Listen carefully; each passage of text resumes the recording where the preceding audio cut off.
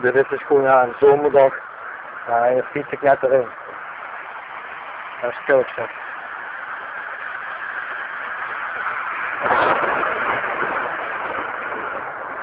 Voor een goede horen, het is nu 5 juli. Het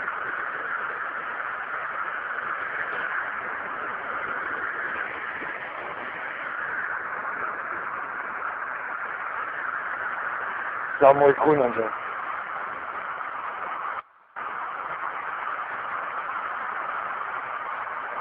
Maar ik